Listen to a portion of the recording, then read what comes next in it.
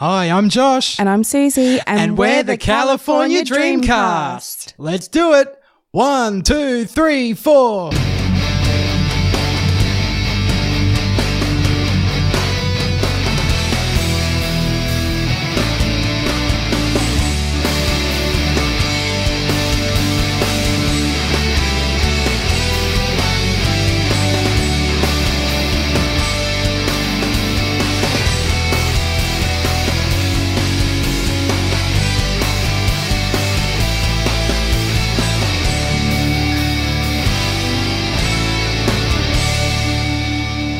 The heatwave continues. Yep.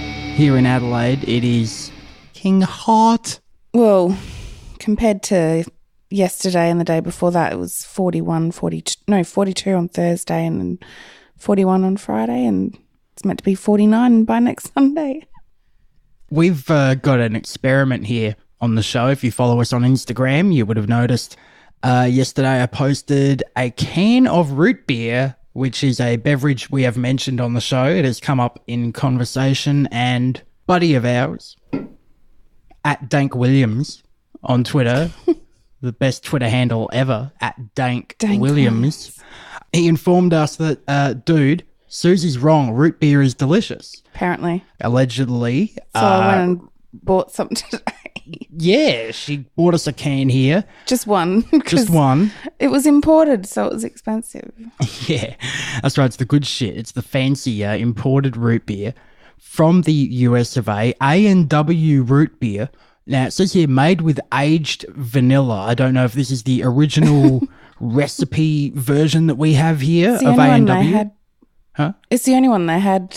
Yeah. It's the same people that bring Dr. Pepper, which is Coca-Cola. Love Dr. Pepper. So good. So this is root beer made in the USA, yet by Dr. Pepper / 7-Up Inc.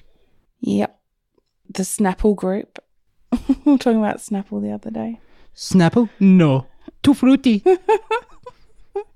Too fruity. So we are going to be cracking this open, this icy cold can. Sounds like an ad for a Black Thunder. Go on down, get yourself an icy cold can of root beer and an out-of-date issue of Rolling Stone magazine. All right, come see us down at the pool. We're cooling off and creeping on girls half our age. Check us out. All right. Here's Cold Chisel.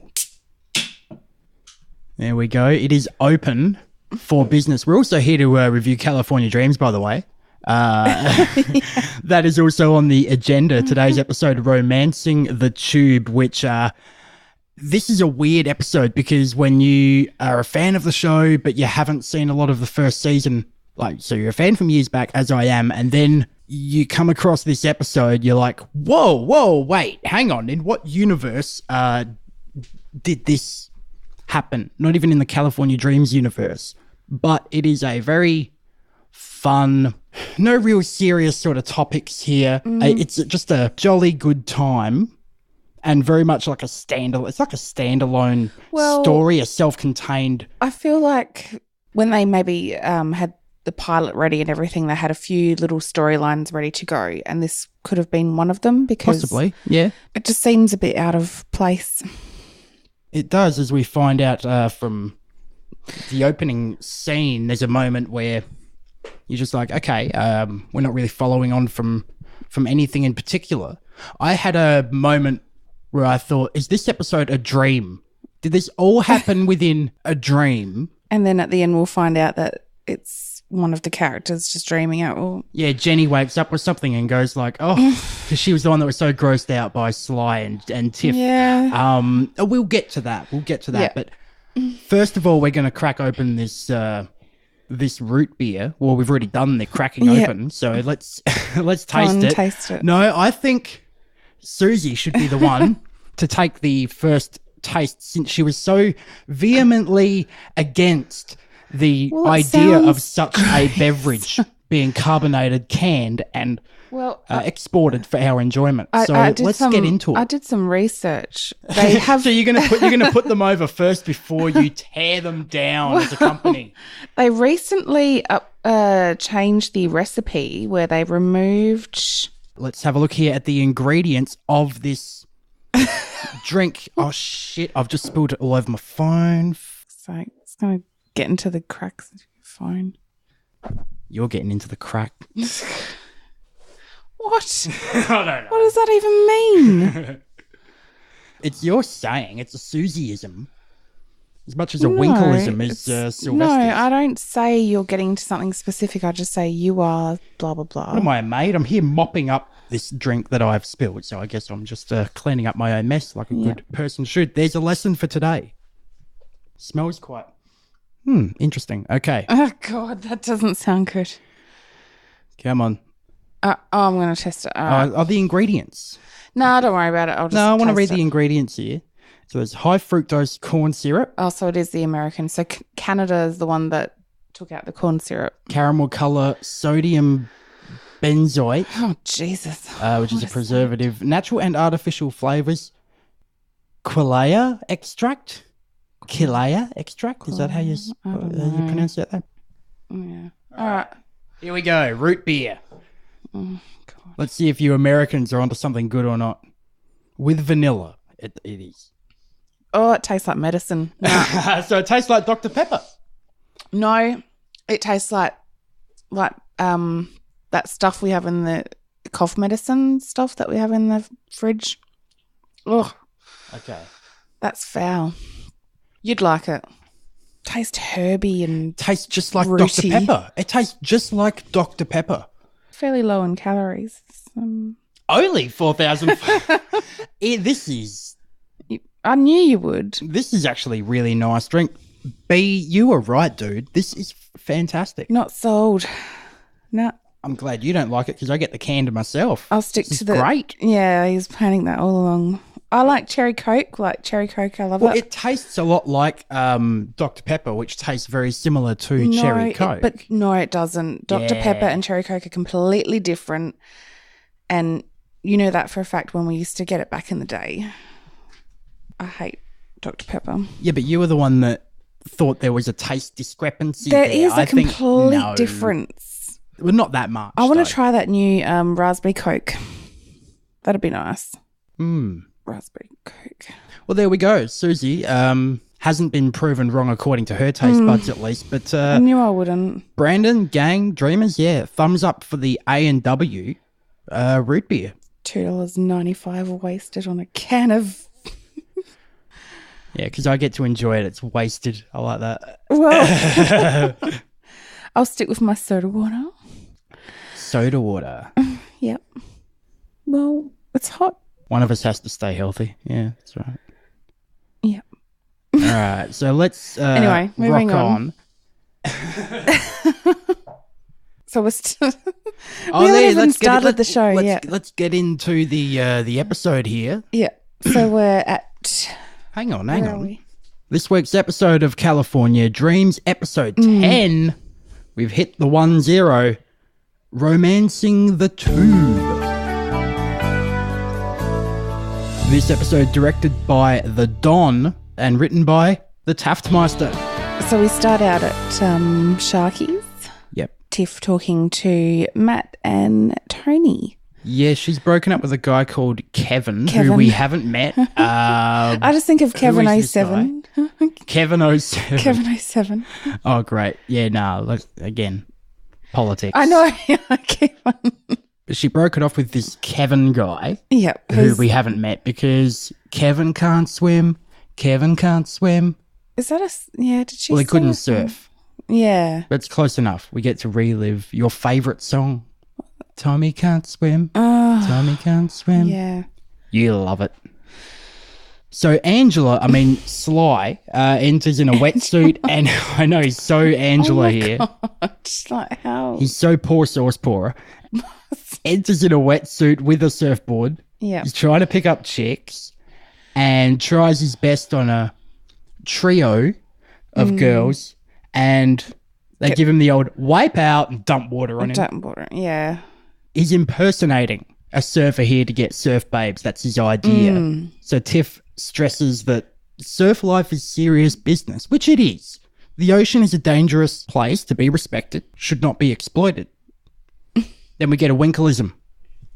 Hey, I'm not exploiting it. I'm just using it for my own personal gain. So Tiff offers to teach him how to surf. And with the lure of Malibu mermaids, I suppose, he's down for it. Yeah. So now we go to the garage and... Car hold. The car hold. We go to the car hold. And that's eyeing off a lighting rig. Yeah, a lighting rig Matt is after. A lighting system. Garage band lighting system. Blow away the competition. Love it. For $300. $300. $300. $300. And Matt offers to paint the upstairs. The upstairs room. It is room called. or rooms or just the upstairs. Yeah, there's a room upstairs that we're not allowed to know exactly what function it serves, whether it's a bedroom. I think it's Matt's room because I do mention later on that it is Matt's room. Ah, okay. Matt sweet talks his mum and they get paid in advance so they can get a hold of the lights. Sliff and Tiff. Sliff and Tiff. That could be their It's like surf and turf, Sliff and Tiff. Their dating name, Sliff, like slime. Yeah, it's like Brangelina. Jenny says something though, just back to same old Jenny. Why not let us paint the upstairs for you? We'll do it for only $300. Absolutely not. You know, in some cultures, they eat their firstborn. What? Out of left field. I know. I just thought, where did that come from? Does she really hate her brother that much? Being the first. I think deep down, yes, she does. I don't know. Yeah, she does. Sly rode his first wave, so he's all excited here. Oh, yeah. Yep. He looks at Tiffany like he's about to ride her too. He's like totally just like looking her up and down. He's giving her the sleaze look right here. Well, that's his speciality. So we head to Sharky's after all this, and Tiff has given Sly a nickname. Oh, yeah. Splushy Nose. Splushy Nose. This is where we get the inkling here that the cutesy. There's something happening between Tiffany Smith and Sylvester Winkle. Which is really weird. And we sort of see a different side of Sly in this episode, I feel. Like he's hypnotised. This is where I was convinced that it was all a dream. Are you nuts? We're talking about Sly. Sylvester Winkle, Dr. Sleaze. Did he hypnotize you? No, Jenny. Surfing has really opened Sly up. He just wants to be loved and to frolic in the waves like a happy porpoise. Even in California Dreams, this never happened. This was all a dream. By who? Whose dream it was, I don't know. But somebody dreamt this, one of the characters. I'm sure of it. I reckon it was Jenny. Or they were just going for fun.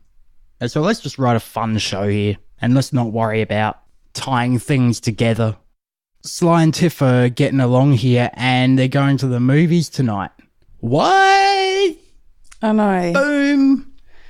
The other set that they continuously use. Oh, yeah. Gotta love that movie set. So we go to the theatre here. The film ends. Sly is crying. I know. That's what, at this point, I thought it's got to be a fake sort of storyline. It just does not seem right. I think he was just regretting his wardrobe choice for the date. The orange shirt with the blue vest. Vest number 1 for this week. Oh, I didn't think the vest was that bad, but paired with the orange shirt. Oh, brutal. Yeah. Brutal. I like some bright 90s colours and whatnot, but this was... violating my... He was wearing Sharkies, like the interior, you know. Orange. Everything was sort of neon hyper-coloured. It was very bright, this episode. So we get some vintage romantic movie dialogue between Sly and Tiff. They kiss. Ooh. Then we get an unexpected pan to the right, and the band has been spying on them the whole time. They're sitting in the back row. Yeah. And Matt is wearing another hooded vest thing here. Hooded vest. Oh, I didn't catch that vest. Mm-hmm. He also had one in the first scene at Sharky's. It was a hooded, sleeveless arrangement. Oh, okay. We're not counting this in the vest family, though, are we? It's got a hood. It's got a tie, like a drawer thing to tie the hood. Is it open, though? Yeah, but it may have a zip. Yeah, Yeah, zips. I don't know. Or is that a sleeveless hooded jumper? Yeah, it's Not in the vest family. It's not in the vest family. All right. I'm pretty strict with these. There's a set of guidelines here, all right? If you want to be a vest, if you've got ambitions to if you want to be the vest that you could be. The day I run out of vest puns is the day I shoot myself in the face. I'm going to be so depressed. God. I will be so depressed. Hey, come on. Some mothers eat their babies. I mean, I'm not that dark. Not as dark as Jenny G. Jenny G. Wasn't that a singer from the 90s? Gina G. Gina G. Ooh, just a little bit. Ooh, a little bit more. Ooh, just a little bit. You're the one I'm looking for. Ooh, just a little bit. I get her and Wingfield mixed up. Wigfield. Ooh, Sexy eyes. I want to take it to paradise. Anyway, wow. moving on. Now we go to Sharky's. Sly is pouring his heart out at the guys. The girls crack onto him, a group of girls here. Not the girls, but a group of girls. A group of girls, but I'm pretty sure they're recycled later on. Yeah, and dude rejects them. What? Well, that's not Sly. He sort of resists them in a way because you can tell that he wants to. He wants them bad. He wants to. And then he decides that, well, he's got to break up with Tiff. Because he's got to be a player. He's got to be true to himself. And being true to himself means smashing as much puss as possible every single chance he can get. You have to be so... So, hey, I'm just speaking for Sly. Yeah, he can't be here right now. The show was written for like younger people. It's not. We're not young people. I know. This is not a young people's podcast, unless you, of course. What if they're young people? Allow your children to have the freedom of mind to, discover the world and. I guess there's worse things out there. Hey, yeah, there are worse things out there.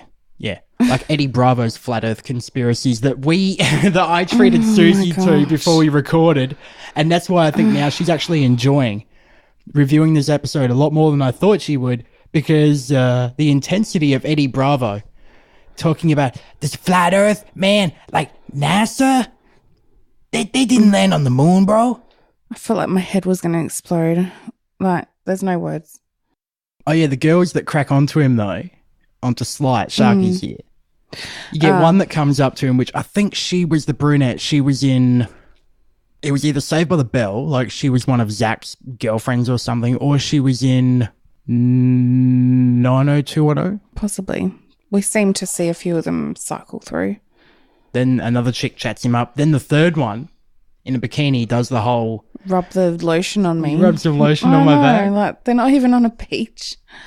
There's so many bikini babes in season 1, and there are some like tiny bikinis, and then in season 2 onwards, we don't really get many bikinis. Maybe they got some feedback, some Christian feedback. Actually, funny you mentioned that.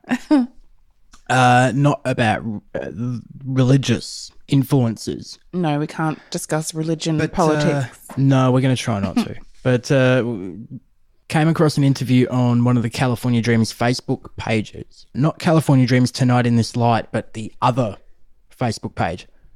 And there was an interview with Man of the Hour, although he didn't write today's episode, but man of previous hours of ours, Tony Soltis. Okay. Friends first. I'm on board with Soltis. See, these are the things that I should have researched before we started the show and not 10 episodes in. What? Tony Soltis was responsible for writing and being a heavy influence in the writing of 2 of my favourite episodes ever. Of this show? In season 2. Okay. Mr. Soltis. The Salts. He was the Salts. We'll find any way to give someone a nickname in Australia. The Salts. Saltsy. Saltso. He was like around from day dot right until the end of the show. So what has this got to do with you getting to it? Because in the interview, right, the topic came up of how, and we've mentioned it on the show, how like there's that almost like educational moral, Degrassi, kind of.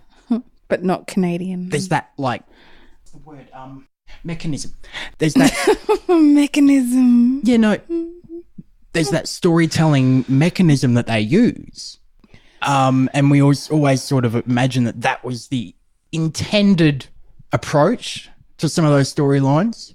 It turns out that wasn't the case. Like, they wanted to just write a funny, fun show. Okay. And they actually had I don't know if this was at the behest of the network, but they had some kind of like educational consultant that would be there when they were writing the shows. If they had input as to say, hey, this storyline or what this character's going through should be written and approached this way, then they would sort of bend towards that. But that was not the intention of the writers. So I think mind control conspiracy. Illuminati. Man, the Illuminati, they control, like Saved by the Bell, bro, and the Dreams, bro, and Hang Time, bro. Hang Time, man. That was not about basketball, man. That was about New World Order, bro. Well, if you want... we're not suggesting that at all. Teams to sort of think a specific way, then you're going to play out those storylines in the show the way you would like it to play out in real life, I guess. Yeah, I just thought it was an interesting thing to bring up here today as well, because we're not dealing with much of that really on this episode. So I thought it'd be interesting to bring that aspect here to this episode, because we need a moral overtone. Even here at the Dreamcast, we would like to teach everybody something. Today we've taught people that root beer is actually awesome and Susie is actually wrong. Brandon. What? You called it, bro. No, I'm not wrong. It's so good. Not very nice. Oh, I love it. It is really nice. No, but I don't like those sorts of flavours. Like, I don't like sarsaparilla. I don't like... Yeah, it's got that aniseedy vibe. Yeah. I know what you mean, but this is... I like it. Well, then you can like it. I'm down with the root beer. You know what I'm saying? Hey. Yeah. So back to the show. Moving on. But yeah, no, that is a really cool written interview. If you want to check it out, folks, on one of the California Dreams Facebook page, we'll link it on our Facebook. We'll share it out there, so you can easily find it. Well worth a read. And also their chat with J. Anthony Frankie, very cool. Go and check that out as well.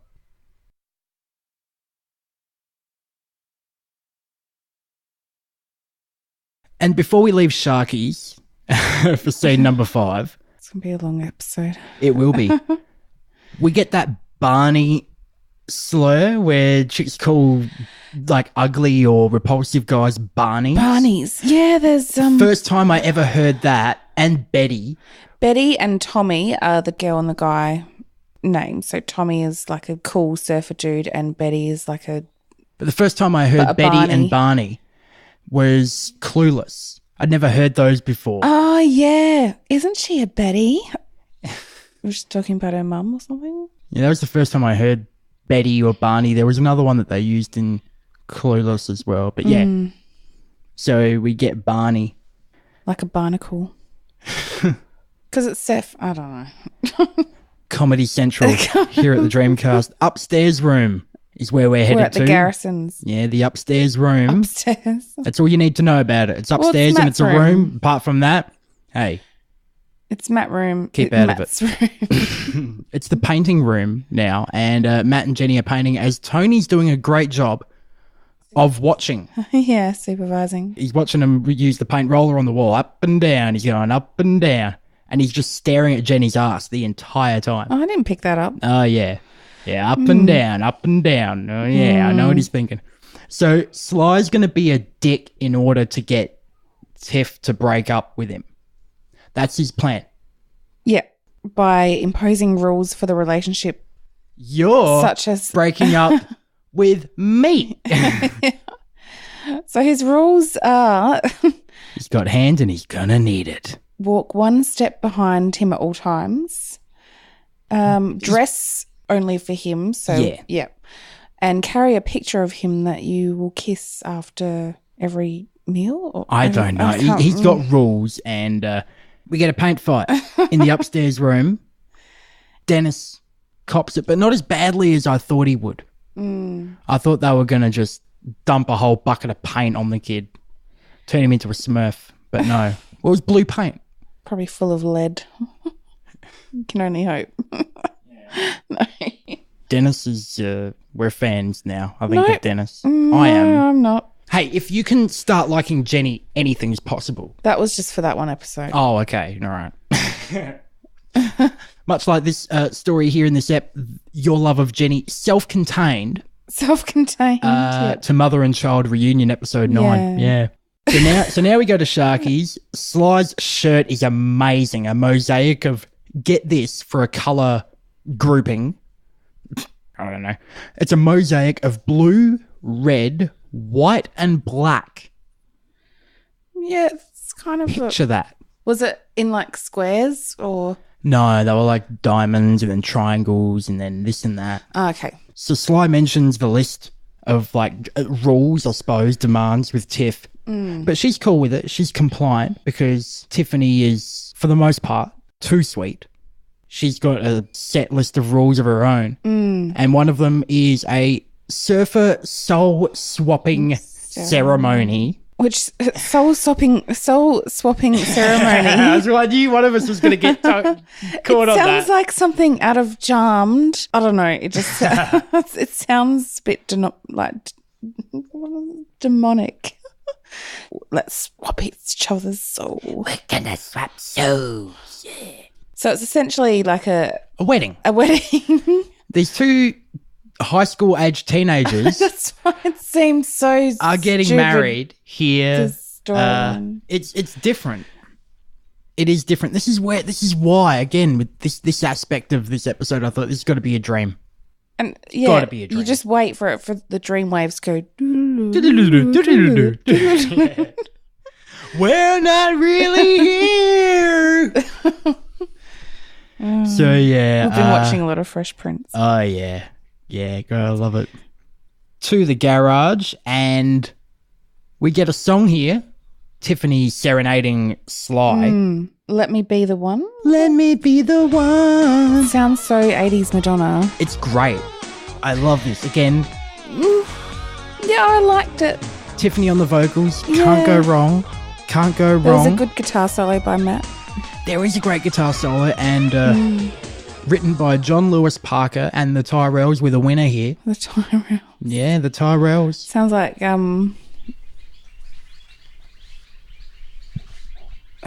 birds going off. Yeah, they are. Some Australian wildlife. It's hot. Making a cameo here on the show. Yes. Susie. African American group from the 60s. The Tyrells. I don't know. You know what I mean? Like Motown. Yeah, Motown. Like, yeah. But Sly's won over by the song. Yes, which is, of course, sung by Kelly Packard. Backing vocals by Heidi, Jenny. Yep. And after this, Dennis comes down. The lights have been delivered. Oh, can we talk about Kelly's cute dress as well? The pink... Oh, it's another Barbie dress. It's so California Dreams Barbie. So we head to the kitchen to check out the lighting system. Yeah, Dennis came down and told the crew that the lights had arrived, and this is Dennis, the little con man here, the little schemer. Scam. He says to Matt, "Yeah, I tipped the delivery guy $5," and then Matt gives him $5, and then he's like, "Sucker." So the lights are in the kitchen. Yep. The product from Wish, I'm guessing. Yeah. It's not what I ordered, sort of scenario. So what is it? I don't know. Tony says something here. It's pretty funny. Yo, what's with this bubblegum Boy Scout cereal box flashlight, man? We got ripped off. It's the equivalent of the old box of sand. Yeah. Coming in the mail. Oh yeah, it's big computer and it's 30-inch monitor and all this stuff, and you open it and it's a box of sand. They got gels, right? But It's fine. cellophane But that's things. what they are. That's what the gels are. But the actual light that they have to put behind them is a torch. Yeah. It is not even a mag light. It's probably like made of plastic or something. So double vested scene here. Double vest. Double vested scene with Mrs. G and Jenny, both rocking vests. Curtain as Mrs. G here. Yeah, it's very Curtain stroke tea towel vest. Golden Girls sort of. Estelle Getty would be proud of that. So now we go to Sharky's, and it's ceremony, aka wedding day, surfer wedding day. Sly's got he's got a tuxedo wetsuit. I was trying to think of what it was called. I put tux surfy thing. Yep. And we get the Grand Surf Guru. He's awesome. Yeah, He's very cool. he looks like The Grand Surf Guru here is played by Mr. Peter Tork, born Peter Holston Torkelson. He is an American musician and actor, best known as the keyboardist and bass guitarist for the Monkees. Oh, really? Yes. I thought he looked familiar. Yes. And has also played with George Harrison. And we So there we go. Peter Tork with the To Border Podcast out. I love that TV show that they did. They used to rerun it before Get Smart in the afternoons. Yeah. So there we go. Grand Surf Guru from the Monkees. He's got such a small role for someone that's quite... I don't know, Grand Surf Guru. I mean, he's grand. He's from the surf, which is cool. And Guru. I mean, everybody loves a guru in 2018. Yeah, true. A dude cracks onto Tiffany here who's wearing her neon pink wetsuit and the tiara-like arrangement. She got flowers it's like and whatnot. a veil-y type thing. Veil-y type thing, yeah. And a dude cracks onto her, a Tommy. A Tommy. She goes kind of gaga and breathless for him. And Matt plays little surfer girl as Tiffany goes down the quote-unquote that is so aisle. Cute, though. Isn't it? It is one of the best moments we've had so far is Matt playing that. It would actually suit a real wedding, I think. It's sincere, yeah. It's cute. Very cute. So I love that. The GSG conducts the ceremony. A ceremony so ancient, it predates Frankie and Annette. Who's Frankie and Annette? Have you seen the Back to the Beach movies? Or the At the Beach movie? They're a series Elvis of... movies? No. They're a series because Frankie Avalon and Annette Funicello, they were in the original Mickey Mouse Club, right? Oh. So they were like original teen, like Britney and Justin, right? You know what I mean? And then they did these movies. They were all about the beach. Songs like every Oh, yeah. every couple of minutes. Yes. Yeah. That's why I thought it was a Elvis thing. I No. don't So know. they did movies like back in, I think it was like the 60s and that. Okay. And then I think it was the late 80s. They did one, I think it was called Back to the Beach or something like that. And Laurie Loughlin from Full House, John Stamos' wife, she was in it. Oh, okay. Yep. We'll have to watch one. Yeah. I'm interested now. Cool. All right. All right. So the ceremony, The ceremony- predates Frankie and Annette. That's right. And then we find here that Tiffany can't go through with it. She can't go through with it. She has scoped a Tommy. Scoped a Tommy. And tells Sly that he's her rebound after Kevin. Boing, boing, boing. I guess I needed to fill the void after breaking up with Kevin. So you're telling me I'm your rebound? Boing, boing, boing. I love that from Tony. Tony's Just out of commentary nowhere, from the... so So good. mean. Oh, Tony's brilliant. This is actually a better episode than it was. Yeah. Than I thought it was the Yeah, it first time wasn't I saw it. Too bad. Yeah. I think it just freaked me out, the idea of Tiffany and Sly together. As somebody who is a Tiffany and Jake, a Jiffany, Jiffany. a big Jiffany fan. Jiff. Cuts through grease. Cuts through the grease pit You know, like... where Jiff. Jake is fixing his bike. Yeah, like Yeah. Jiff, yeah. Yeah, that's right. So boing, boing, rebounded see you later, Sly and Tiff, that's not going to happen. That's done. Thanks for that. That's But not going to... it was good to see a different side of Sly. it was. And I think he wanted to maybe show a different side that he could commit if push came to shove. We end the show here with two bikini babes. We're in the high... It was the real 80s style where the side of the bikini comes right up. The high waist. I call it it's like the Jane Fonda sort of look. Yeah. So cow. Yeah. My God. So they chat up Sly and he's got his mojo back. Sorry things didn't work out, Sly, but we really dig your sensitivity. Yeah, for sure. Want to cool out and catch a few waves with us? Let the healing begin. Leaves with the chips. Leaves with the chicks. Happy ending for Sylvester Winkle, and that is the episode. And we end the show. Yeah. And I was thinking, when is this going to be a dream sequence? Who's going to wake up when, and how loud is their scream of horror going to be that this couple happened? Yeah, I mean, like you said, it was a standalone sort of show.